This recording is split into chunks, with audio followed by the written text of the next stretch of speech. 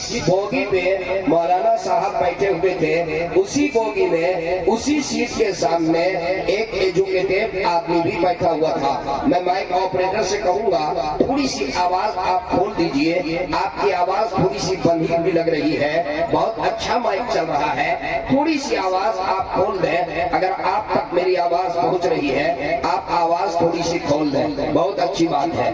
तो सामने जो है एक एजुकेटेड आदमी बैठा हुआ था, उनकी सीट के सामने उनको थोड़ी सी शरारत सूझी और उन्होंने ये सोचा ये मौलाना साहब हैं, ये मुल्ला जी हैं, इनसे थोड़ा मजाक करें। तमस्कुर के अंदाज में उन्होंने पूछा ये बताइए मौलाना आप कहाँ जा रहे हैं? उन्होंने कहा मुझे दिल्ली जाना है। फिर मौलाना ने उनसे पूछा आप कहाँ जा रहे हैं? कहा कि मुझे भी दिल्ली जाना है। रांची से दिल्ली का सफर कोई 2-4 घंटे में तय नहीं होता, इसके लिए तकरीबन 24 घंटे, तकरीबन 30 घंटे, 32 घंटे का वक्त चाहिए। उन्होंने कहा कि मौलाना इतना लंबा सफर है, 24 घंटे 30 घंटे वक्त दरकार है, ऐसा किया जाए ये सफर आसानी के साथ कट जाए, इसके लिए हम लोग एक काम करते हैं, गेम खेलते हैं, आपस में एक गेम खेलते हैं ताकि सफर आसानी से कट जाए। देखिए उलमाए किराम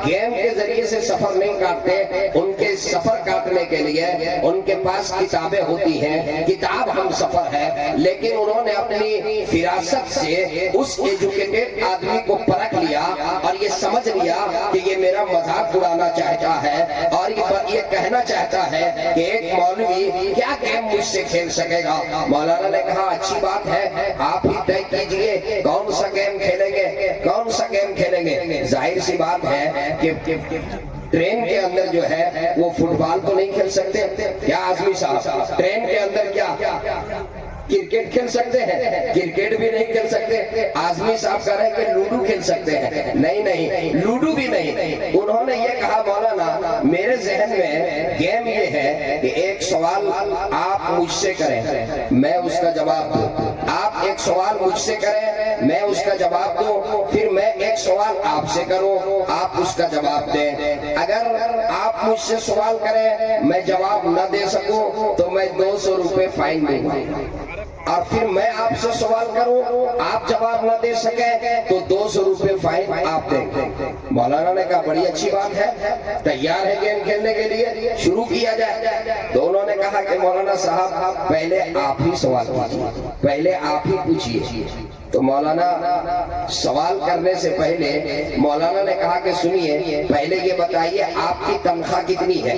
कहा मेरी तनख्वाह 80,000। वो टीचर कहा आपकी तनख्वाह 80,000 और मेरी तनख्वाह 8,000। मेरी तनख्वाह कितनी? 8,000। मैं एक मस्जिद का इमाम हूँ, आप हाई स्कूल के टीचर हैं, आपकी तनख्वाह 80,000 है और मेरी तनख्वाह 8,000। ऐसा करें, इंसाफ ये है कि मैं आपसे सवाल करूं आप जवाब न दे सके तो 200 रुपए फाइन देंगे, और आप मुझसे सवाल करें और मैं जवाब न दे सकूं तो मैं 50 रुपए दूंगा। मैं कितना दूंगा? 50। इसलिए कि मेरे पास पैसे कम है, गेम कुछ दूर तक के चले। वो कहा ठीक है मान गया। कहा आप सवाल कीजिए। तो उन्होंने कहा पहले आप ही सवाल कीजिए। मौलाना से कहा, उन्होंने सोचा कि मौलाना साहब क्या सवाल करेंगे, इनको क्या मालूम है। तो मौलाना ने जो सवाल किया, सवाल सुनने के बाद वो सर खुजलाने लगा। मौलाना ने कहा ये बताइए वो कौन सा परिंदा है, वो कौन सा परिंदा दिल साहब जिसके 4 पांव? वो कौन सा परिंदा है जिसके 4 पांव और जैसे ही वो जमीन से ऊपर उड़े बदल जाए और हो जाए उसके 8 पांव? उड़ने से पहले कितना पाँव? 4, और उड़ने के बाद कितना पाँव? 8। वो कौन सा परिंदा? यही मेरा सवाल है। अब वो सर खुजलाने लगा। वो कौन सा परिंदा है जिसके 4 पाँव? आज तक के 4 पाँव वाला परिंदा तो देखा नहीं, और फिर उस पर ये कि उड़ने के बाद हो जाए 8 पाँव। वो अपने परस खोला और 200 रुपए निकालकर मौलाना को दे दिए। اس کا جواب مجھ کو معلوم نہیں ہے۔ اس کے بعد مولانا نے کہا اب آپ پوچھیے، اب آپ کی باری آئی۔ اب جب ان کو پوچھنے کے لیے کہا تو انہوں نے سوچا کہ اس سے مشکل اور کوئی سوال ہی نہیں ہو سکتا، ایسا کریں آپ ہی اس کا جواب دے دیجئے، میں اسی سوال کو پلٹا رہا ہوں، اسی کو میں آپ کے طرف یہ کر رہا ہوں، آپ ہی بتا دیجئے کہ وہ کون سا پرندہ ہے جس کے 4 پاؤں اور اڑنے کے بعد وہ ہو جائے 8 پاؤں۔ تو مولانا نے 1 سیکنڈ تاخیر نہیں کیا، بلا کسی تاخیر کے، بلا کسی توقف کے، 1 سیکنڈ تاخیر نہیں، فوراً اس نے جو 200 روپے دیا تھا اسی سے 50 روپے نکال کے اس کو صداقت کے 50 روپے دے دیا۔ وہ سمجھ گیا کہ پڑ گئے ہیں ایسے مولوی کے چکر میں، اگر دہلی تک گیم چلتا رہا تو یہ پرس جو ہے اعظمی صاحب کا، حبیبی صاحب کا خالی ہو جائے۔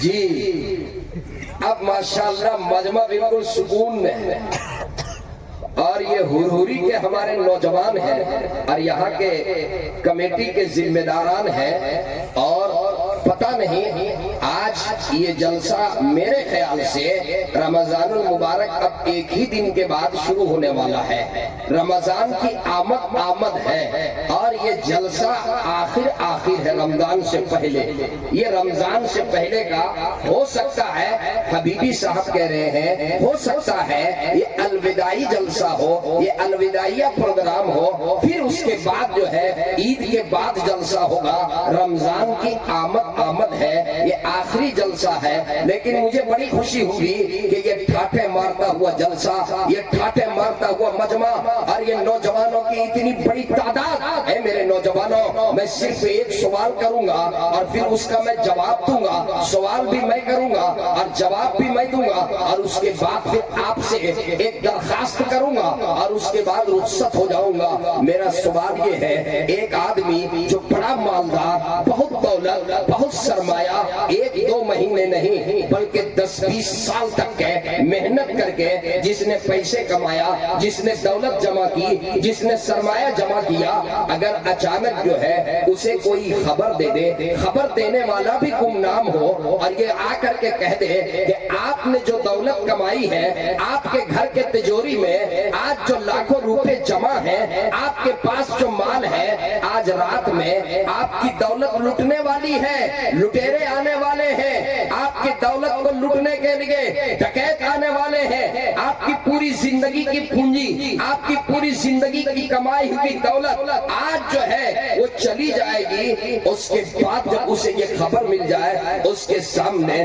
دسترخوان لگایا جائے، اس کی بیگم اسے یہ کہے کہ کھانا کھا لو، یہ آج پلاؤ بنا ہوا ہے، آپ بہترین پلاؤ کی خوشبو بھی محسوس ہو رہی ہے، کھانا کھا لو، وہ کہے گا کہ نہیں، مجھے کھانے کی طبیعت نہیں چاہ رہی ہے، مجھے کھانے کا جی نہیں چاہ رہا ہے، اس لیے کہ مجھے یہ فکر دامنگیر ہے کہ جس دولت کو، جس مال کو میں نے بڑی محنت سے کمایا، جس کے لیے میں نے بڑی جفاکشی کی، آج وہ دولت میری لٹنے والی ہے، آج وہ قیمتی سرمایہ میرا ضائع ہونے والا ہے، اس لیے کھانا کھانے کی طبیعت نہیں چاہ رہی ہے۔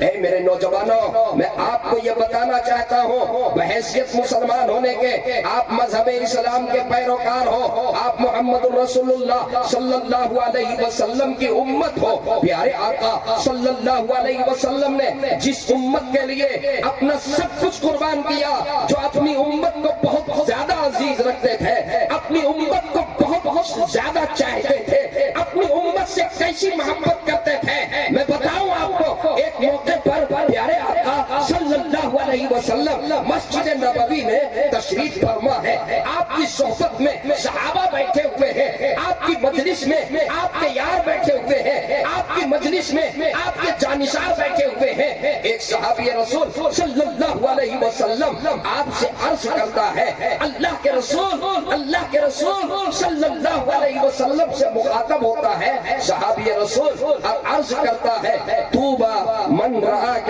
وآمن بك، طوبى لمن رآك وآمن بك، اے اللہ کے رسول، اے میرے آقا، خوشخبری اس شخص کے لیے ہے جنہوں نے آپ کے چہرے انور کو دیکھا، جنہوں نے آپ کے رخ انور کو دیکھا، جنہوں نے آپ کے رخ زیبا کو دیکھا، اے اللہ کے رسول اس کے لیے خوشخبری ہے۔ صحابی رسول نے جب پہلی دفعہ یہ کہا آقا سن کر خاموش رہے، آقا نے کوئی جواب نہیں ارشاد فرمایا۔ صحابی رسول یہ سوچنے لگے کہ آقا کسی غم میں ڈوبے ہوئے ہیں، امت کی فکر میں ڈوبے ہوئے ہیں، اس لیے آقا نے کوئی جواب ارشاد نہیں فرمایا۔ صحابی رسول نے دوبارہ عرض کیا طوبی لمن رآک وآمن بک، اے اللہ کے رسول خوشخبری اس شخص کے لیے ہے جنہوں نے آپ کو دیکھا، جنہوں نے آپ کے رخ زیبا کو دیکھا اور آپ کے اوپر ایمان لایا۔ صحابی رسول نے ایک بار نہیں، دو بار نہیں، 3 بار یہ جملہ دہرایا طوبی لمن رآک وآمن بک، اے اللہ کے رسول خوشخبری اس شخص کے لیے ہے جنہوں نے آپ کا چہرہ انور دیکھا،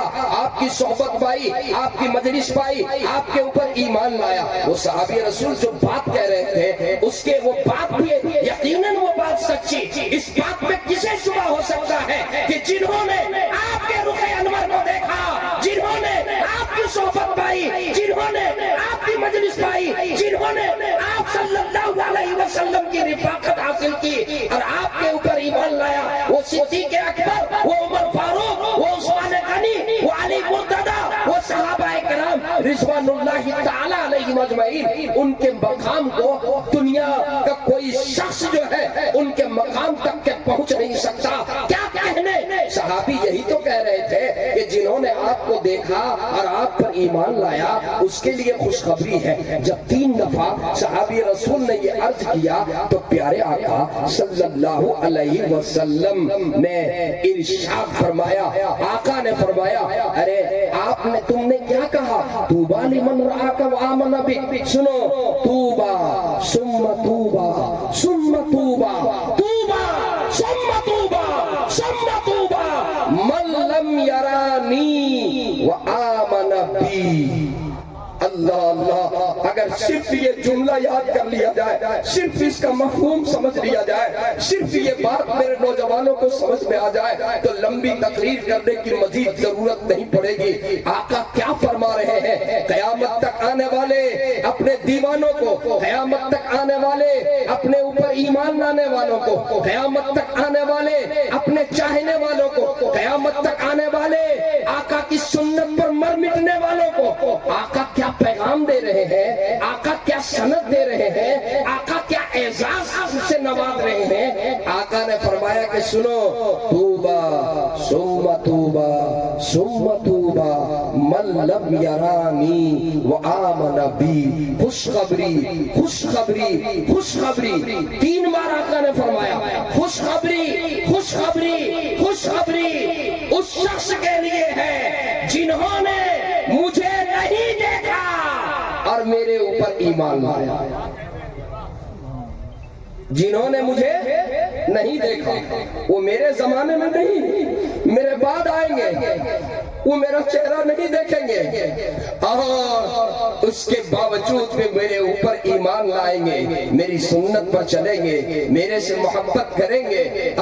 خوشخبری اس کے لیے ہے۔ اے میرے نوجوانوں، اے میرے حروری اور رانچی کے تمام نوجوانوں، میں آپ کو یہ کہنا چاہتا ہوں پیارے آقا صلی اللہ علیہ وسلم جنہوں نے اتنا بڑا جملہ، اتنا بڑا اعزاز، اتنی بڑی سرٹیفکیٹ قیامت تک آنے والے، قیامت تک آنے والے اپنی امتی کو، قیامت تک آنے والے ایمان والوں کو آقا نے جو اتنا بڑا اعزاز دیا، ذرا اپنے گریبان پہ جھانک کر کے دیکھیے کیا اس وفائی کا، اس محبت کی آبھاق ہم ادا کر رہے ہیں؟ کیا پیارے آقا صلی اللہ علیہ وسلم کے ساتھ ہم وفائی کر رہے ہیں؟ میرے دوستوں، میرے نوجوانوں، اے میرے پیارے نوجوانوں، پیارے آقا صلی اللہ علیہ وسلم سے محبت یہ کمال ایمان کا معیار ہے۔ اس وقت تک کہ کوئی مسلمان مومن کامل نہیں ہو سکتا جب تک کہ پیارے آقا صلی اللہ علیہ وسلم سے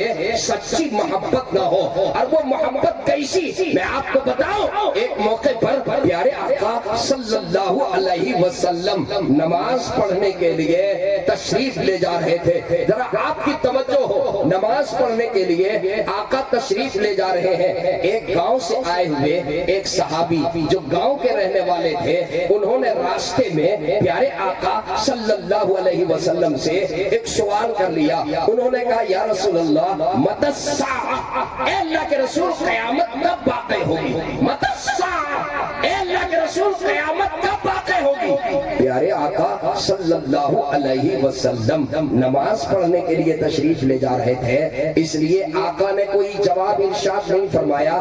پہلے آپ نے نماز ادا کی اور نماز پڑھنے کے بعد سلام پھیرنے کے بعد آقا نے فرمایا من السائل، سائل کون ہے؟ کون پوچھ رہا تھا کہ قیامت کب واقع ہوگی؟ وہ صحابی رسول کھڑے ہو گئے، کہا اللہ کے رسول میں پوچھ رہا تھا، اے اللہ کے رسول میں نے